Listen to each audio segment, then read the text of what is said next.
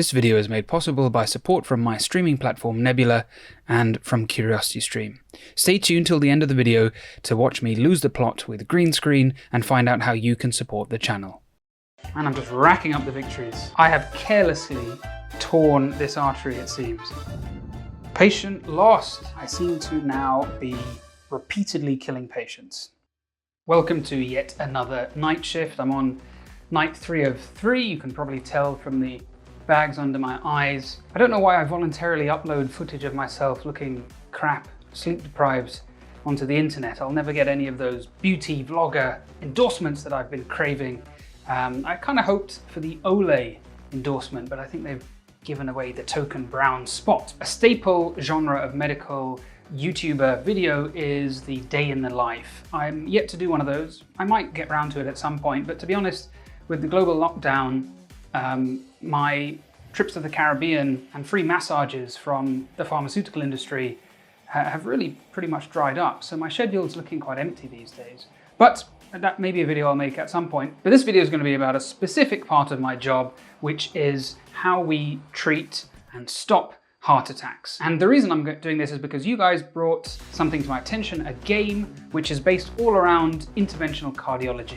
And that's a game called CardioEx. That was months ago, and I did install it on my phone, and then I switched my phone and completely forgot all about it until now, but I've just got myself my first ever iPad. Very exciting. So let's give it a try. Opening number, introduction to intervention. Perfect. So maybe I can talk you through what's going to happen here. Okay, so we start, that's clearly somebody's chest. In interventional cases, you deploy tools down wires to treat complications within the heart. The next morning. I'm hijacking this video with footage recorded quite a few hours after that last bit. Overnight, since I recorded that first bit, I've had a case where I managed to save a bit of kit. Don't worry, I've given it a good wash. In particular, a stent. And it's very unusual that we don't use a stent in a procedure and it gets discarded. But in this case, it was a little bit damaged, so it wasn't safe to put inside a patient. So we took another one, but it means that I've got a stent to show you, so I can actually deploy that outside the body. So I'll take this opportunity to explain some of the equipment that you're going to see in the game, and then maybe you'll be a bit more familiar with what it is.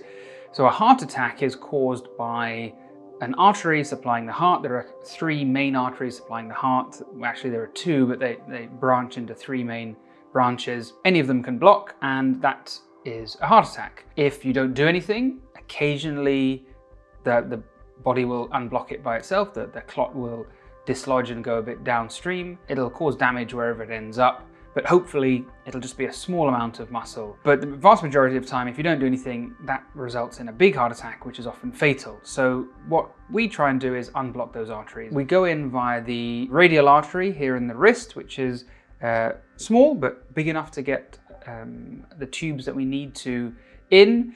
We used to go at the top of the leg in the femoral artery in the first few decades of this procedure. The artery is much bigger there, and occasionally we still do use it, but there are far more bleeding issues when you go at the top of the leg rather than the wrist. The first thing that goes inside a patient is the catheter, which is basically just a long, thin plastic tube. And this comes in various different shapes so that any old clown like me can find his way to the coronary arteries. It's very easy. And then this allows us to deliver whatever we want into the arteries supplying the heart. To perform an intervention, one needs to first put down a guide wire. And guide wires are what they sound like. They are wires. They're made of metal, but they come in a bewildering range of different types. And if you ever want to understand quite how geeky interventional cardiologists can get, engage in a discussion about guide wires, and you'll regret all of your life choices as you get bored for the next hour. The next thing you might put over the wire is a balloon. And this is a balloon that is already used, so it doesn't look so neat, but when they come new, they're very low profile devices, so they can get into very narrow spaces, and then you inflate. And the way you inflate is using one of these, which is an indiflator, which basically allows you to pump up a balloon. And then after that, you might put a stent in. It's got the same principle as the balloon. There's a balloon inside, but outside there is this metal tube called a stent, which kind of blows up to about the size of the spring inside your biro, but you'll see the struts are far, far thinner. Stents can be made of various different types of things. They're metal. They initially were stainless steel, but those bare metal stents used to have problems where they'd narrow very quickly and cause more problems. So now pretty much all stents put in have a abluminal polymer coating with a drug that seeps out of the device over months. These are called drug-eluting stents, and they have much better longevity than the bare metal stents. Typically they're cobalt chromium like this one. Advanced levels will challenge your decision-making skills with thromboses, that's clots, calcified plaques, that's a narrowing in the artery with calcium, so chalk basically, which is deposited as we get older, and they can be really hard to crack, some calcified blockages. Perforations, that's when someone like me pokes something through the side of the artery, which is bad. And even bifurcation lesions. Bifurcation is where an artery sort of splits into two. That's called a bifurcation. And then those are much more complex cases because you might need to stent into both branches. We can move the camera around. Okay, that's nice. You can see we're changing our angle where we look at the heart. So that is analogous to the radiographer moving the X-ray camera around. So here we're going to inject some contrast. There you go. Perfect. Now we are seeing that there is a narrowing. You have to advance your wire to allow a balloon to treat the stenosis. That's right. So we push our wire through the narrowing and then we can put kit over the top. In reality, narrowings don't glow red like that. Okay, so now we're opening our toolbox. Balloon. Okay, 3 millimeters in diameter. That gives you an idea. That's pretty average of the kind of widths we're dealing with here. So now we'll advance our balloon down to the narrowing. And now we're going to inflate. Whoa, fireworks. Great job. Sadly, those messages don't pop up on my screen in real life. Okay, now we deflate the balloon. Yeah, we don't want to leave that inflated. Now we inject some more dye. Look at that, beautiful. We've treated one lesion successfully. These thrombi, clots, can be aspirated with an aspiration catheter. Aspiration catheter is basically like a tube that we just apply suction to the back of and take everything and suck everything out like a Hoover, like a vacuum cleaner. Sorry, I don't want to use trade names unless they sponsor me. Okay, we've turned it on, so let's suck back. Wow, there's all kinds of pyrotechnics going on here. If only real life was this exciting to look at. Let's hope it's done the trick. I'm not actually sure what's going on here. There seems to be some squadron of alien ships flying away from the artery. Let's see what's going on. Oh, whoa, what's going on? This doesn't look good. Dissection, aha.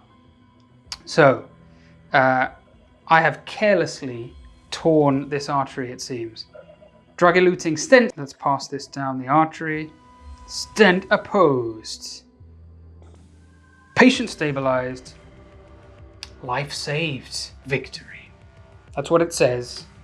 Victory. And that's what I say at the end of every case. I raise my fists to the heavens and I say, I won. Victory. Okay, case number 2, split focus. I've just realized something actually, that you can see the catheter is coming from below the heart here and looping around the arch of the aorta and then into the coronary arteries, indicating that the catheter has been inserted in the groin, the femoral artery, which is a bit old-fashioned now. We don't really do that in the UK or Europe or Asia very much. Maybe about 10% of cases are done that way for other reasons. But we tend to go in the wrist, as I mentioned earlier. The one country which is really lagging behind out of modern countries is, well, I mean, there's no prizes for guessing. Yes, it's the United States of America, where femoral access is still more common. And the reason we prefer the wrist is because there are far fewer bleeding complications. The patient can sit up straight away afterwards. So I can infer from this that this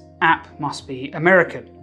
But anyway, onto the case. I should have noticed that in the first case, actually. We've got what look like 2 narrowings here. So let's see. Okay, that's moving my wire, I don't want to do that. Let's see what we're dealing with. Let's inject some dye. Okay, so that looks like we've got a narrowing in the circumflex artery and the left anterior descending artery. So we've got 2 wires. We'll put one down each artery. Let's inject some. So let's move this. Okay, so we've put 2 wires down the arteries now. Let's treat our LAD lesion first and put a balloon on. Okay, it's giving me 2 diameter options. 5 is pretty big, so I'm going to take 3 millimeters. And length, well, in reality, we don't use 6 millimeter balloons very often, but they seem keen on them in this game, so let's do that. All right, inflate. Boom, job done. Okay, so that's the left anterior descending, or the widowmaker artery treated. I don't call it the widowmaker. I don't think anybody in the biz does. Okay, had to give it another blow. There's still a bit of glowing red, which again doesn't exist in real life, but I think it's telling me I need to go again. Interventionalist 1, patient stabilized, life saved. Victory. And I'm just racking up the victories. I'm like the Michael Jordan of angioplasty. Fly-by-wire, case number 3. So case number 3, it appears that the patient is blue and it's snowing inside their chest. I've got to say, I am definitely here for this equal opportunities, no discrimination game. We treat patients of all colors and all weather conditions. And inject. So we've got some narrowings in the circumflex artery again. So we've already got a balloon selected. So I'm going to put the balloon across the lesion here. Just blow that up. Bang. Okay, jolly good. Okay, I mean, that was pretty easy. Like, I didn't really do anything there. But yet another victory. 3-0. Demonstrating effective stenting. The others had such cool names and this one's so boring. Okay, this patient is back to multicolored. Good. This is a dissection. It deals damage to the patient over time. What a strange sentence. DES stents, and that's like saying pin number, because DES is drug-eluting stent. So drug-eluting stents can treat dissections, whereas balloons cannot. Okay. This is your patient's health. If the blue portion runs out, you will lose the patient. Fatality. Complications like dissections cause recoverable damage, which appears red. If only we had a health bar running across the top of the screen in real life, it would make life so much easier. So we've got a few problems. Dissections again. I like the way the dissections glitter. It's very pretty. We've got a purple patient this time with some sort of galaxy theme. Okay, let's inject some dye. Oh right, how on earth have we got dissections like that? So dissections, let's just pause here. Dissections can be iatrogenic, meaning caused by the operator, but you can also get spontaneous dissections, particularly in women. They tend to be affected by this more, and this is where the lining of the artery can tear. And it can range from just a small bit of damage to actually a very severe problem which causes a heart attack. And the end result is the same as a conventional, if you like, heart attack, which is caused by atheromatous plaque, or all the usual things you know about cholesterol, smoking, all that stuff, which blocks the artery. Whereas this is a different mechanism. It's caused by a dissection, but the end result of causing heart muscle to die can be the same. But we treat them in slightly different ways. So maybe these are spontaneous dissections that have occurred, which would be rather bad luck to have happened in 3 different branches. Right. Patient lost. Was too busy gassing to you guys. Oh dear. The patient succumbed to blood loss from a dissection. Dissections occur when a tool damages a blood vessel or stretches a vessel beyond its normal radius. They can be treated using stents. Well, I've got to play again. Unfortunately, we can't reset in real life. Right, I better move a bit faster this time. So let's get our wire down there ASAP. I might just occlude the proximal vessel just at the beginning of this branch. And so what I've done now is occluded the vessel and hopefully bought myself a little bit of time to do some other things, because now there won't be as much blood getting to the dissections and our patient won't bleed out. I think my early confidence might have been misplaced. I seem to now be repeatedly killing patients. Okay, a little bit of time has passed. I've killed about 3 or 4 patients, and finally I have managed to get through this perforation perturbation. Well, I can kind of guess where this one's going to go. This is a perforation. It causes more damage than a dissection and can only be treated with a covered PTFE stent. So a normal stent is just a wire mesh, whereas a PTFE covered stent has a material so it can actually seal a perforation in an artery. Perforations are also bad news, and they can be caused by over-aggressive inflation of a balloon or a wire, a stiff wire, or some of the other things. We do something called rotablation, which is a diamond bit. It actually is diamond bit drill that goes into the artery and sounds like a dentist drill, and sometimes that can cause a perforation. That's happened to me, and the patient was fine in the end, but it's extremely scary at the time. Polytetrafluoroethylene stent, 2.5 millimeters, 6 millimeters in length. They love their 6 millimeter stent. If a PTFE stent covers a side branch, that branch will die, permanently damaging the heart. Well, that's a good point, that sometimes you have to sacrifice a small branch, like a little B road coming off the main motorway, in order to maintain the patency of that main vessel, the main motorway. And that's just one of the many, many decisions you have to make on the fly during a case. Whoa. How are there 4 perforations? What the hell has been going on in this case? Oh my goodness me. Right, get down the main vessel here.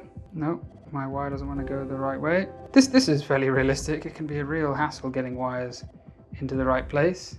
Oh my goodness, we're gonna have to put so many stents here. Okay, let's put a long stent.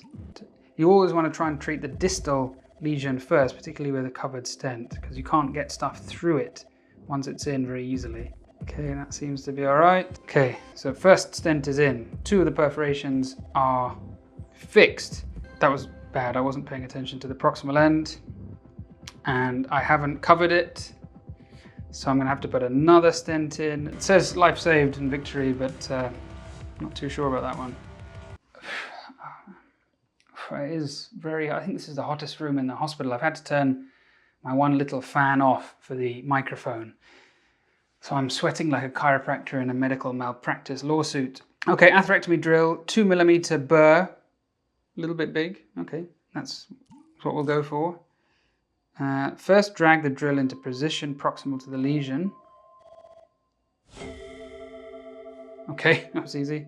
Hold the drill to go through. Let's see if it gives a drill sound effect.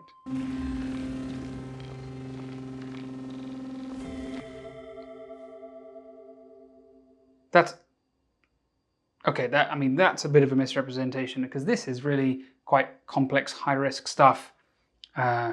So it's not that easy, or at least that's what we tell people. I think I'm going to end there because I need to stop this interventional cardiology to do some interventional cardiology. I don't know if you found that useful in any way. It was kind of fun. It seems like the nerdiest possible game I can imagine. I have no connection to the makers of the game. I have no idea who made it or anything. But why don't you guys give it a try and see how far you get? I'll probably play a little bit more and see what else they have. But so far, obviously they've had to simplify things. I think it's a nice little introduction to the kind of bread and butter of what I do and what thousands of interventional cardiologists do around the world. Let me know your thoughts. I don't know if this video was particularly interesting or useful. The raw footage for this video ran way over an hour, so I've had to be pretty brutal chopping it all down so that this video wasn't insanely long.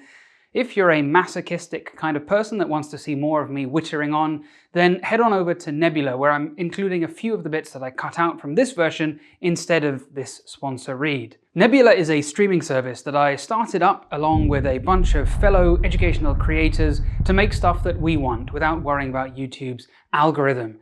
It gives us freedom to experiment, and it's also supporting Nebula originals that are exclusive to the platform. You can get a subscription to Nebula bundled in for no additional cost when you sign up to CuriosityStream, who have supported me consistently for over a year and who helped make Nebula a success. CuriosityStream is the perfect partner to Nebula as it's home to thousands upon thousands of high-quality documentaries. You've just heard a little bit about what I do for a living, but long-time viewers of the channel will know that my dream right until my mid-20s was to be a space doctor, and now the closest I can get is to live vicariously while watching the extensive space collection, including the very recent story of the SpaceX Crew Dragon's mission. So what would you pay for access to Nebula and CuriosityStream? $15 a month? How about $15 a year? At the moment they're offering 26% off their annual price, meaning you can get Nebula and CuriosityStream for $15 for an entire year, but only when you sign up via the link below and use the code Medlife. So if you find the videos that I make interesting or useful, signing up really supports me as well as giving you something in exchange. Until next time, look after your heart, unless you want to end up with someone blowing up balloons inside you. Actually, that sounds really weird, doesn't it?